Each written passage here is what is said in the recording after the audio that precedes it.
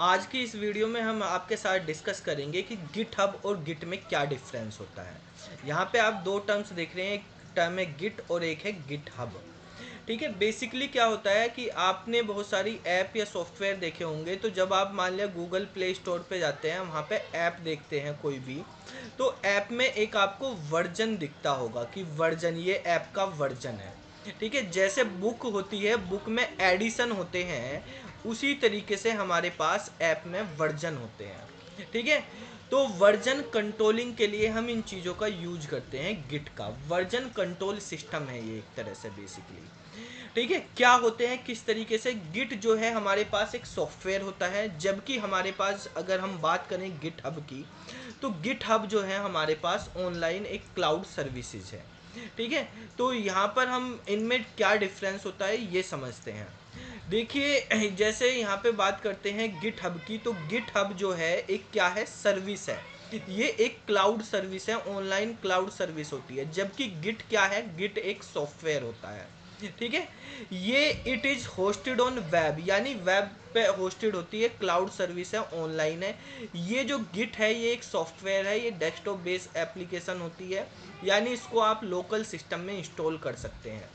जो हमारे पास Git hub होता है, इसका इंटरफेस जो है ग्राफिकल यूजर इंटरफेस होता है।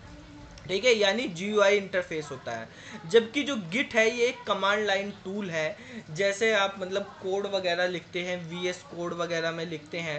ठीक है, तो यहाँ पर जो है हमारे पास ये कमांड लाइन कोड है, जैसे आप MySQL में कमांड लिखते हैं या डोस में कमांड लिखते हैं, तो ये हमारे पास एक कमांड लाइन टूल है। नेक्स्ट अगर हम बात करते हैं कि जो गिट हब है, क्योंकि ये ऑनलाइन क्लाउड है, तो यहाँ पर जो गिट की आपने रिपोजिटरी बनाई है उसको अपलोड करना है अगर ऑनलाइन, तो हम कहाँ पे अपलोड करते हैं, गिट हब में अपलोड करते हैं। जबकि गिट क्या है, ये मैनेज करता है वर्जन को, एडिट वगैरह करते हैं। ठीक है, ये हमें यहाँ पे समझना है VCS यानी वर्जन कंट्रोल सिस्टम होता क्या है और सोर्स कोड मैनेजमेंट क्या होता है। मेनली यही है कि गिट क्या होता है, गिट के बारे में अगर हमें समझना है तो हमें VCS और SCM के बारे में यहाँ पे समझना होगा। पहले अगर हम यहाँ पे बात करते हैं VCS की, यानी वर्जन कंट्रोल सिस्टम की, जो हमारे पास गिट होता है, भाई आप अगर देखें तो हमने बताया कि गिट जो है हमारे पास एक क्या है, सॉफ्टवेयर है। ठीक है, ये हमारे पास एक सॉफ्टवेयर है, एक टूल है, जिसके थ्रू बेसिकली हम क्या करते हैं, कोई सोर्स कोड लिखते हैं। ठीक है, कोई सॉफ्टवेयर बनाने के लिए यूज करा जाता है, तो वो तो आप कहोगे कि सर हम VS कोड में भी कर लेंगे, लेकिन VS कोड और जो गिट है इनमें फिर क्या डिफरेंस है। तो यहाँ पे आपको ध्यान से समझना है, VS कोड में आप कोड लिखते हैं।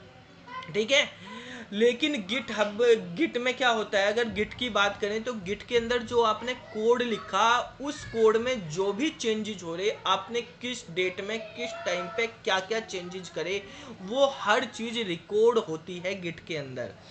ठीक है, इसमें जैसे मान लिया आपने किसी सॉफ्टवेयर या ऐप का कोई वर्जन बनाया V1, फिर कोई दूसरा वर्जन बनाया V2, अब आपको पता चला जो ये V2 वर्जन है इसमें कुछ बग्स आ गई हैं, या ये इसकी फीडबैक अच्छी नहीं आ रही, V1 की फीडबैक अच्छी थी, तो आपको वापस जाना, तो आप V1 पे जा सकते हैं।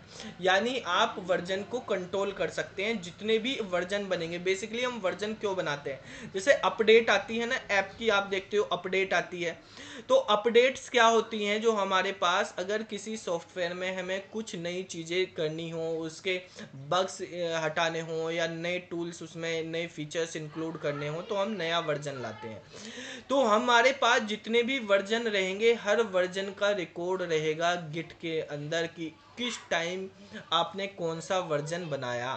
और ये वर्जन के साथ साथ कि हम तो ऑफलाइन भी कर सकते हैं, इसे VS कोड में लिख के ऑफलाइन वर्जन बना लें। ठीक है, रिकॉर्ड करके रख लें, लेकिन इसमें सोर्स कोड को आप मैनेज भी कर सकते हैं, मतलब आपने कहाँ कहाँ क्या क्या चेंजेस करे थे वो सब हाईलाइट हो जाते हैं। ठीक है, तो आपको इजीली जो है जंप करना पिछले वर्जन में, या पिछले चेंजेस में आपको मॉडिफिकेशन करना, चेक करना, मैनेज करना कोड को इजी हो जाता है। जो गिट हब है वो भी VCS और सोर्स कोड मैनेजमेंट की फैसिलिटी देता है, लेकिन इसमें इसके साथ साथ हम ऑनलाइन भी स्टोर कर सकते हैं क्लाउड पे उस डेटा को। तो ये था इनमें डिफरेंस।